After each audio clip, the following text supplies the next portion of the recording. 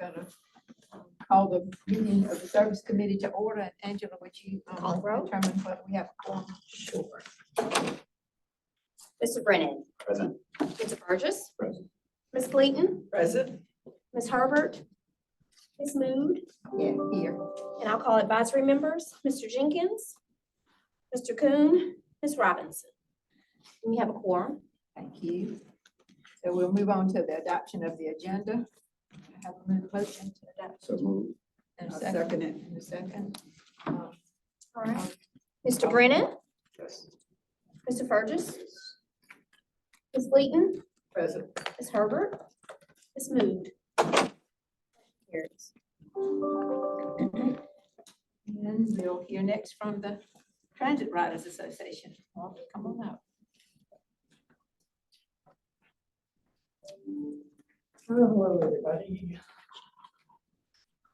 First of all, if anyone has seen the ad that's running on WLTX right now, excellent. It really is good. It covers Midlands Tech, Allen, Benedict, and Columbia College. It's really good. So if y'all haven't seen it, Thursdays, 6 a.m. and 11 p.m. That's what thank you. Because I don't always have my teacher. Secondly, we would request that the Comet run more frequently. The announcement on the buses that says no profanity. There's an uptick in that. Announcement would be good, but it would be nice if it was on the bus more frequently. Next, we're looking forward to the implementation of Route 47. We thank Mr. Burgess for taking the lead on that, and think it's going to be a great addition to Old Richland. Lastly, something that came up last week that we want to applaud the Comet for. A bus was late getting into the transit center. This was early morning, 7-ish. And the Route 61 had already pulled out going along their route. 3 people on the bus that was late. Transit asked the customer service people, is there any way that we can get to that bus because we got to get to work.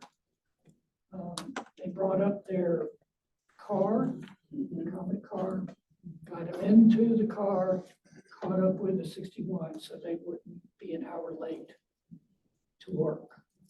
And we just want to thank the Comet for, especially their customer service department, for taking the lead in that so that they wouldn't be late to work.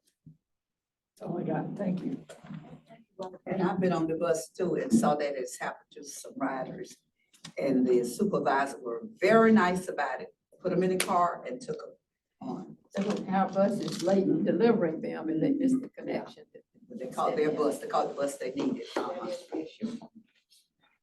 everybody's picking up, which is good. All right, so that takes us then to the item 4, adoption of the minutes. So moved. Have a move to approve, Mr. Burgess, in a second. I second it. Mr. Brennan, Mr. Burgess, Yes. Ms. Clayton, Yes. Ms. Herbert, Ms. Mood. Yes. Motion carries. I didn't realize how talkative we were until I saw all those minutes. Those long minutes last time. All right, so now we're at number 5, discussion and action items, and we'll hear first on the passenger amenities program update. Let's see. There it is, there's that. Go ahead. Yes, good afternoon. So in the past months, we were able to get 3 stops approved through DOT. Those are stop numbers 799, 1039, and 1041. And also we were able to coordinate with the property owner at Broad River and Simmelcrest, and they are not interested in providing an easement for that stop. So at this time, it does not look like we will be able to put anything at that stop. We have a few other stops that we're still coordinating for easements or with DOT on. Yeah, those are the main highlights. Accept any questions. Do you have any questions for Mr. McGee? Okay, I'm always glad when we can report something that you get finished. I guess no happier than you all are to get one through to the final. All right, thank you for that. We'll accept that report for information and move on to our transit operations report. Reporting for Mr. I'll be Cook. reporting for Mr. Cooksey. Good afternoon, everybody. My name is Ricky Mack. For those who do not know me, I'm the Assistant General Manager. Thank you for allowing me to speak. As many of you may know that I'm going to talk about the COVID-19 first. The FDA has approved a updated COVID-19 booster shot for the fall. We did not have any COVID cases in August, but we have had 2 COVID cases already this month among the staff down below. So our plan is to go ahead and start posting more COVID-19 safety protocols and also putting up information that the booster has been approved by the FDA. And hopefully that can keep the cases down. You know, we want to kind of get out ahead of it before it explodes. Excuse me. Yes, sir. Pam, is it funding available for that booster? You know, No, for the Oh, it's don't miss your not? shot, no. I think we're just dealing with the volume of demand. Yeah, That doesn't to justify, but that doesn't keep us from putting up reminders and alerting the public that is available, and the vaccine that's coming out is geared to try to address the newer variants. And so it's not a matter of people who've been vaccinated in the past saying, well, I think I'm protected. You probably do. We probably do. Those of us who've been vaccinated have some protection, but the new one will be really focused on the new. but when we had it at the transit center, that was somebody else's funding, right? yes, yes, we got, Can we touch bases, I can check on see it. if they can do it again? If Yeah. they get. can Right, if they get funding, I can check on it. It did help. Yeah, Yeah. I'll reach out to the people who did it for us before and But the see. doctor's offices should start having it pretty soon, right? They expect to have it this month, Oh, great, because then I get mad at my doctor's office all the time. My and the insurance. pharmacies, I go to my insurance, people take care of me all the time. Go ahead. All right. Employee of the month for comment for this month was bus stop technician Daniel Dunlap. He is responsible for the upkeep and the maintenance on the bus stops in the area. He does an outstanding job, and he also does an outstanding job at assisting in upkeep and maintenance on the facility, like keeping tree limbs trimmed and everything. So big congratulations, or as we say in the Navy, a big Bravo Zulu to Mr. Dunlap. OTP for August was 75.93%. Of course, that is not the goal we want to reach. I'm going to contribute that to, we had a lot of incidents that happened in August, police activities, various accidents. And then when the USC started back up, that traffic kind of did hinder us a little bit as well. I did let Miss Jackie know that was the first time that I have witnessed university starting up, and I've never seen so much pedestrian and traffic unless it's It's real. It is just unreal. There's just so many people. I help them out down there, so I see it. It's real. But hopefully, we're still doing the campaign to ensure that our on-time performance stays at a rate of 80 or above. It is a challenge. It is a challenge, but we are attacking it at all ends. So it's all hands on deck, making sure that we do the best we can for the customers to keep the buses running on time. KPIs for the month, roll calls was 12,437, which was within the contract goal. Our customer complaints per 1,000 customers was 4.21, which was within our contract goals.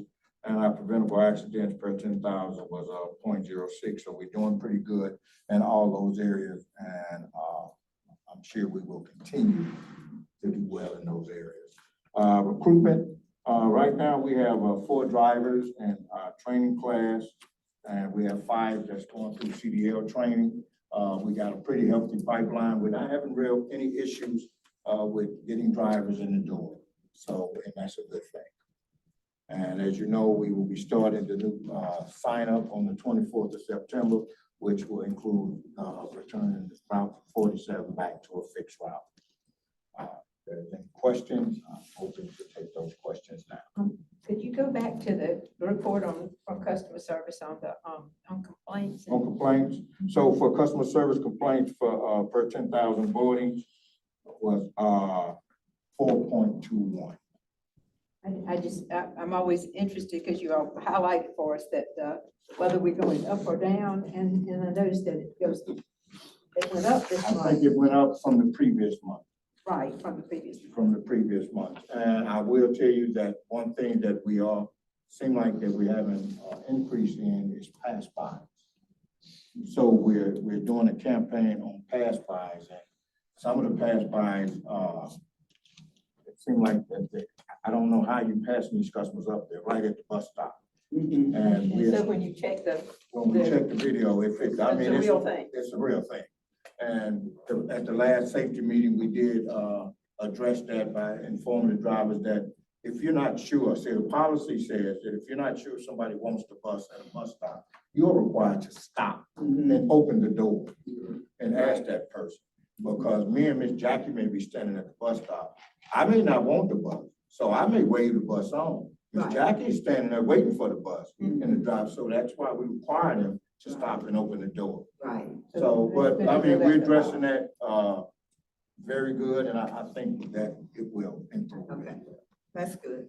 And I'm sure that you two are looking at the analysis of whether it's happening among your newer drivers, is it, so that you look at those patterns too? We do to look see- at those patterns, but Or in certain routes, what, if you have more we problems do, than we others. do analyze all that as well. Yes, ma'am. Well, and just because I'm not where I can be a regular bus rider, if you wanted to get off at a regular stop and nobody was standing there, you have to signal? Or You do have to signal, yes, So ma'am, it's not gonna stop at the next stop unless there's somebody there waiting to get on. unless somebody's waiting to get on. Yes, ma'am. Okay, and I wonder, I wonder how many riders, I know the regular riders would know that, but I wonder how many other riders would be aware that it's not gonna stop at a stop unless they. That's pretty common knowledge when you ride before a bus rider. And it should be in the rules of the road when they get schedules and things. It should indicate where if you want to get off at a stop, you have to do so by ringing the call, pulling the call. Pull and let the bus car driver down, give know that that driver you want- time enough to stop at that stop. Now, that's what I do. But that's pretty common among bus riders. If Everybody you're a knows. regular rider, Yes, yeah, sir. yeah, I was just thinking about it. as we- Yeah. Well, actually, I know first time when I went out and ride, just sitting and talking, it only takes one time when the bus goes by your stop and you'll realize, oh, I didn't indicate to the operator by pulling. Uh-huh.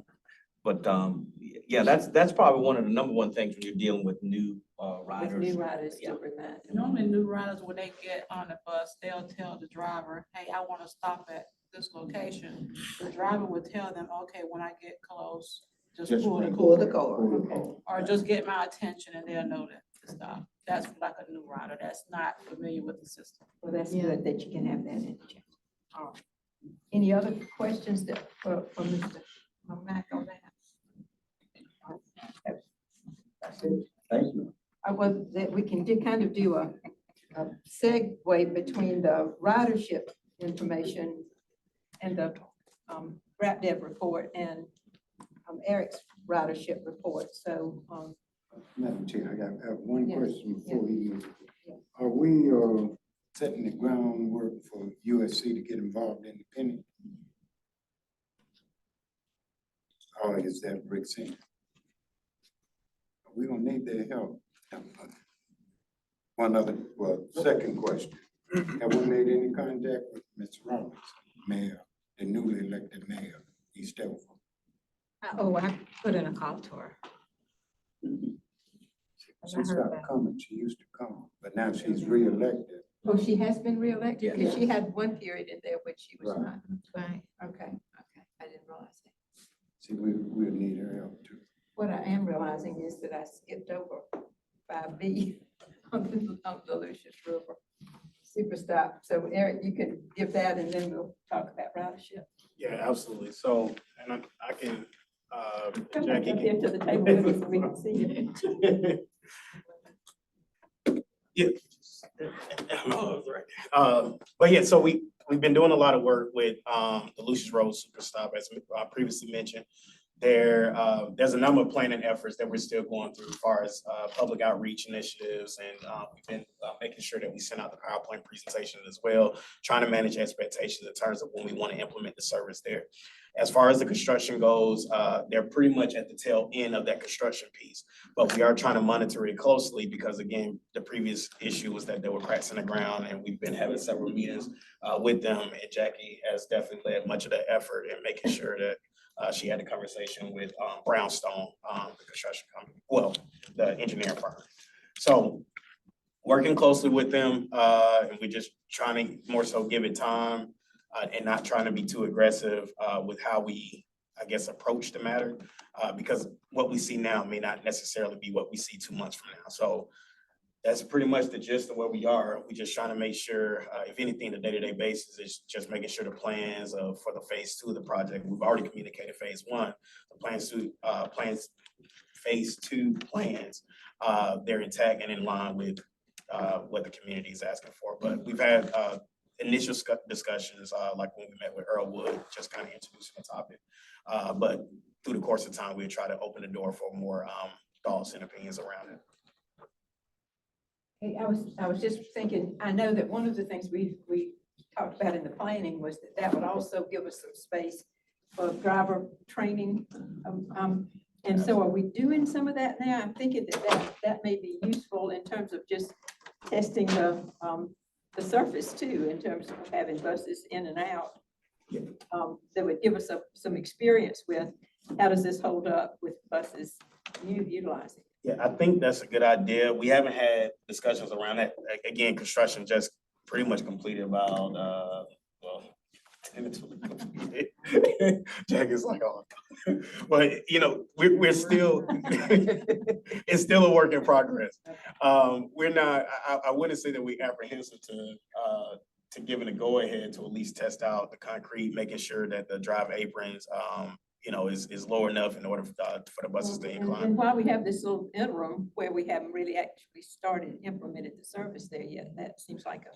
Maybe I'll just address, the issues that we brought up before with the cracking in the concrete, and also we had a problem with the entry there. Those things have been addressed, like the entry situation with SCDOT and and everyone, that's been corrected. Also, the issues with the cracked concrete, those have been addressed, but they want us to let it sit for a while and to see, because we did have additional moisture, but according to the, I guess, engineers, they were saying sometimes when you're dealing with a leak, sometimes it takes a while for that water to really get out. So they've had all the, I would say, experts that they felt like they need to look at the project to see where we were to make sure those things were addressed correctly, which they told us they feel like they have been, but they just wanted us to give a little bit of time to give it a chance to kind of settle. And if there was any water that was continuing, normally, it sounds strange, but this is normally, it will take sometimes weeks or a month or so for that drainage to get all the way out. So that's kind of like what we're watching right now. Okay. And I know that's one thing I have on my schedule to try to check on tomorrow morning with Jack, and I will go over there to just kind of, we periodically visit the site to see if there's anything we need to bring to their attention. And I don't know whether anything came up when I was gone last week or not, but it is okay. So we'll still be engaged with Brownstone addressing the issues. Well, I understand that the timing on that, I hear what you're saying about the timing. I just was thinking there's an opportunity to test it with buses on it before we start implementing service. That would be good. Well, I tell you, the biggest headache, I think, for myself, because I feel it's ultimately my responsibility, is to have the issue come up when we haven't even had a chance to test. Right, That's really what's bothering me right. and everything. And, but that, that's where we are. And we continue, again, it's not like we've signed off on the project or anything like that, because to us, it's not completed yet. Until Yeah, you get. Until, it meets the scope of work of the contract. Madam Chair, but we haven't tried to drive a bus in there yet. We've had buses on there, like, for I mean, example, Going in the driveway. Yeah. yes, we've had, Yeah, we because tested. that's how That's we where it was found from. out the That was issue. fine. Yeah. Yeah, once they did that repair, It's there. we had the bus to drive in and out and come from the other side off of, River Drive, Broad River, to come in that entrance as well. So all that tested out fine. Oh, good. Yeah, they built up the, driveway. But one thing, and we're gonna probably have to be careful, because it seemed like they put a retention pond in there as an afterthought. That wasn't in there in the beginning, like they dug this thing out afterwards. So if that was in the original plans, you would see it in the drawings. See that little pond, The stormwater management for the stormwater management. yeah. Yeah. Well, I think that was already there. They did what they call a French drain before. That was before it was even laid. That was done and that was in place. Correct. Yeah, Yes. and if anything, I think, as we kind of take a look at this process, we had very short conversation about really working very closely with the city, because they do have an engineering department as well, just like, hey, listen, this is what we're up against. I want to make sure as you're doing your inspection, can you verify, make sure that we've crossed our T's and dotted our I's? And that's a good way for us to cut costs too, with that checks and balances to make sure that it's So the ready to go. city is doing. We're going to work with them to see what they can do for us. Madam Chairwoman. Yes.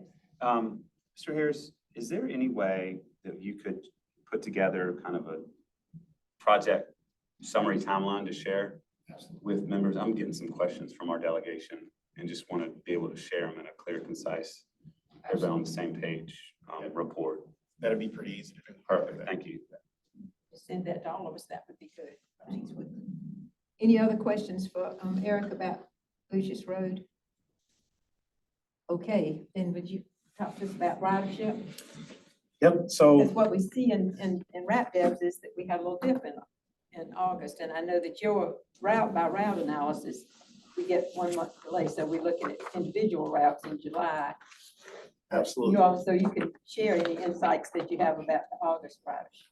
Yeah, so my job is to challenge the previous month. So if anything that he got wrong, I can tell you what's right. But no, so what we have from the month of June to July, we have about a 5% decrease in ridership. So there was a dip as well there. We are paying very close attention to like Route 3, which is a soda cap route. We're also taking a look at routes 32 and routes 57L. We're seeing about a 23% decrease in Route 32 and Route 57L, around 36.9% decrease. Nothing to I'm gonna look and see, 32 is North Main North Main. and Yep. Hardscrabble, and 57L is Killian and Clemson Road. So- Killian and So Clemson. both out in that direction. Correct. Yeah. You know, the reason for What that account decrease. for that? So it is really hard to say in this particular case. Those ridership numbers in that area tend to fluctuate per month. They various. Yeah, they vary very greatly. When you got a larger population size, looking at our high volume routes like 101, 801, you can kind of see some of the events in the area, some of the changes, but sometimes in those areas, maybe the service frequency may be an impact. If it's raining a lot that month, that can be an impact and the reason why people are not necessarily traveling as much. So all of those things play a factor versus we got higher frequency within our internal I guess our urban core, where you got 30-minute frequency versus going further out, you got more of an hour. So 1 wait. hour, those are 1 hour routes. Correct. So those are the things that play a role into that. But again, we are starting to compile all the data. We've been working very close with our RTP Dev, trying to make sure that we have all the previous months and all the data has been cleaned as much as possible. That way we can look at the entire system compared to pre-pandemic and every year in between up to now to see where we are in terms of service and see if we need to make any service adjustments from there. Well, I guess it particularly caught my eye because we've been for several months having a steady increase and except for the bit we get for university students for the summer months, everything else looked like it was sort of on a building path. So I was sort of caught off guard to see that we had less and wondered how we, I know you can't always explain it precisely, but I wondered if you had some insights. And one other piece too, this is not uncommon. Last year at this time, we had a dip as well. But what tends to happen too is that it's very hot outside. So if I can find a different means of getting transportation, I don't have to wait at a bus stop, that also influences, your decision as well. So even for our 3-digit routes, Route 101 is a drop in 10%. Route 301, 6%. Route 401, 9%. So every route. The big corridor route. Exactly. So they still saw a decrease. It just wasn't as great as, Killian and those areas, but it wouldn't be as much of a concern if it wasn't a fluctuating area in the first place. But we do want to pay close attention because maybe there are some ways that we can mitigate some of that traffic flow in that area. Just trying to find different strategies to garner more ridership. So again, they won't be able to compare to a 101 North Main, but if we can find a way to the same effort that we would do for even when we're looking at Lower Richland and just trying to figure out ways, hey, what type of service would best benefit you? If we have a way to stabilize service and consistent numbers there, then maybe we can try to seek out those strategies. There's so many different modes and things that we can explore. But Well, just, and I'm no expert at doing this analysis as many years as I've been looking at these pages with these numbers, but what it looks like is that we always will do better on the kind of main lines that are getting people to major destinations. And that where it's hard to sustain is when we're traveling around and within communities. And of course, one of the areas, because I represent Lexington County on the council, on the board, I look at those routes and that clearly is there. I mean, the main route that goes to Lexington and then all the way through to to Midlands Tech and to the airport, that main line. The one that really is a local one that covers West Columbia is kind of to travel around within the area, where probably the main destination in that area on that one is Lexington Medical Center. But just generally, I was trying to look at other routes to see if that same thing is true, and that the local kind of circulator routes are harder to sustain than the major ones. And the thing with Route 57 that goes out to Killian Road, you got other routes like 55 and 501 that goes to Columbia Mall. correct. So sometimes they're just jumping on those routes instead of That if that's as far as they have to go, they. Right, if the traffic is bad, which traffic is very busy on Clemson Road. So if I can jump on 55 or 501 instead of getting on 57, then that's what I'll do. So all that factors in too. It's so to that point, when we do an analysis of the area, one of the things that we want to take into account, how many routes do we have in the area? When one route is not doing well, our other routes doing better. Do we have too much service or how do we modify the service to cut costs? So those are the type of things. Right now, we're not at that place. So I'm not trying to put anything on the record, but that's the way that we want to try to monitor it, just to see if there's anything that we can do to improve the service. Well, and certainly, I mean, I could see that in the, on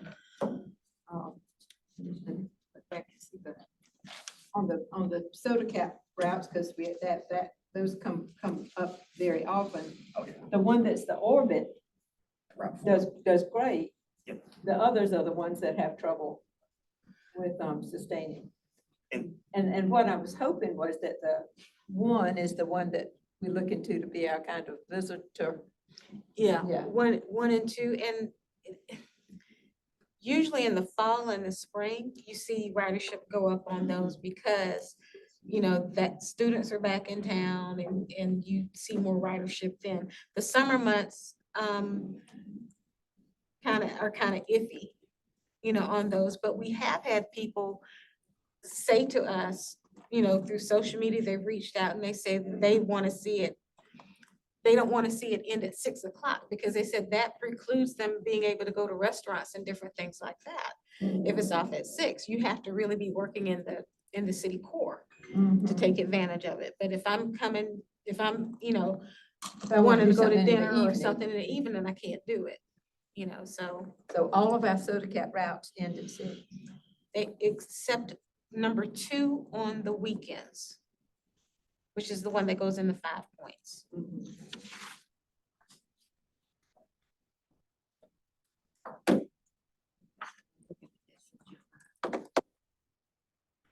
Yeah.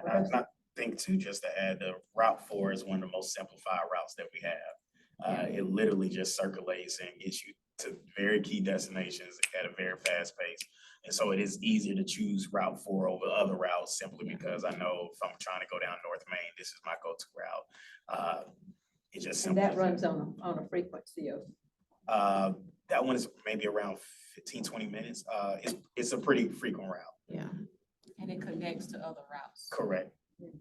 along the way.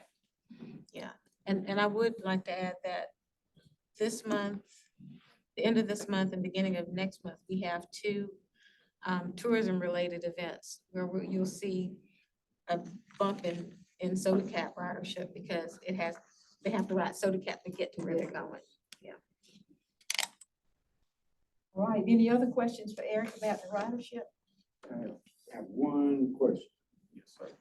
Have we considered asking USC to provide a bus from 5 Points to campus? We have not had that discussion. I do know they had You know, the evening bus? Yeah, that just runs, because I noticed one of the persons we interviewed, he mentioned that they had a student route that went through the, Yeah, we did that Do the- years ago. oh, it It did? it was called the Cocky Caravan, where we transported up until 1 o'clock in the morning Yeah. Why did we down stop in that? 5 Points area. Yeah. And it was a disaster. It was. I remember it was a lot of. Tell us about that, Jackie. Tell us how it really.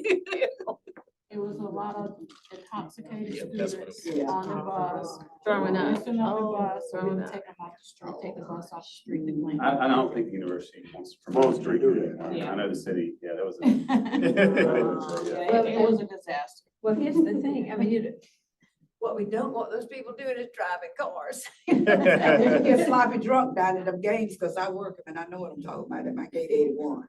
Some of So them we be don't have so that drunk. problem with So- the express Yeah, bus. to the some of them get so drunk. And we have very clear couple Uber centers down there in 5 Points, that are easily accessible Sure for is. everybody, down there, after hours. We actually had 2 buses during that time. They were like crisscrossing Right. up until 1 o'clock in the morning. But USC, they paid for that service. They requested that service and we provided it. And so the But they university's just not didn't- they just asking for that. Right. Okay. And we were so happy they didn't want it anymore. Right, Jackie, but some of them, I tell you, it was terrible. Well, and also the growth for the students is now in the Vista as well. So there's just as many, and probably more students going to the Vista now than 5 Points. Wow. They got a Well, bunch there's of a lot of downtown student housing. Yeah. 7,200 freshmen. Yep, they got a bunch of them A down lot. there. I mean, they like, when they open up that gate, it's like the floodgate come through. Okay. That answers Well, that. is that all the good ideas we have for today? Got a game coming up Saturday too, ain't they, Saturday? They're at Georgia next Saturday. Next Saturday. Ooh, Georgia, good on. They're at Georgia this week. Oh, they're in Georgia this week. That's Parents Week. Yeah, oh, So that's Family the. weekend. family week. You had something? Yeah, it'll be a lot I of. was just gonna add this piece too, and I think maybe going forward, it may be important to at least highlight some of the things that are going on and planning as well that may affect ridership. So we have been working closely with RTP Dev with a weekly meeting, and Jack is leading that effort as well, with taking a look at Remix, which is our planning software, and we're trying to integrate that so we can implement service a little bit more seamlessly. So in similar fashion, when we start talking about Route 47 implementation and stuff like that, we have a lot of softwares right now. And so through this effort, we're trying to condense that into one in order to, get out all the kinks. Right now, every time we do a service change, we may have a route and the line looks a little off. And so when the driver is driving, that may affect on-time performance because the line technically says that you should go make a right on Main Street, but technically you're supposed to be on River Drive. And it's just a little weird. And So when you're dealing with multiple softwares, that multiplies the chance of that happening. Exactly. Gotcha. So those are some of the things that we are definitely paying close attention to. And so I do appreciate RTP for their patience with that. But of course, we started those discussions and been working through it, but that's pretty much also too with USC. We have set up meetings to have a quarterly meeting with them to monitor service. I think that may be helpful as well as we start, any potential discussions, but also taking a look at we're not necessarily trying to bring the route back, but as we start to look at 5 Points transportation and stuff like that. So we need to make any modifications to Soda Cap, and any routes that connect to USC service, we will make those adjustments at that time. So we got. And how about our other downtown colleges, the Allen Benedict Yeah. College, how about those? Absolutely. So we're including them into this process as well. And so we want to make this a collective effort because we realize like that downtown core, that's where we get a majority of a lot of our traffic, people trying to go in and out. So that's where we are as of today.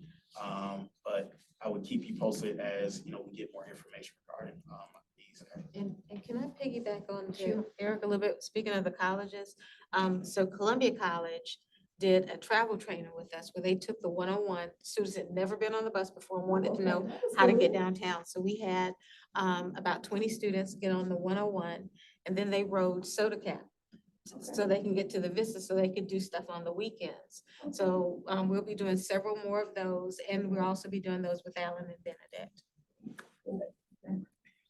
That's the kind of thing I think it'd be very helpful. Because a lot of kids at those schools don't even know anything about riding the bus. And they didn't, It's like a whole new and they ballgame enjoyed to 'em. it. That's what I'm saying.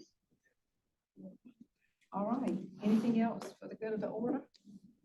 And we just have one more item, and that's to adjourn. Have a motion? So moved. Second? Second. And all in favor, just raise your hands. All right. Ah. We adjourn.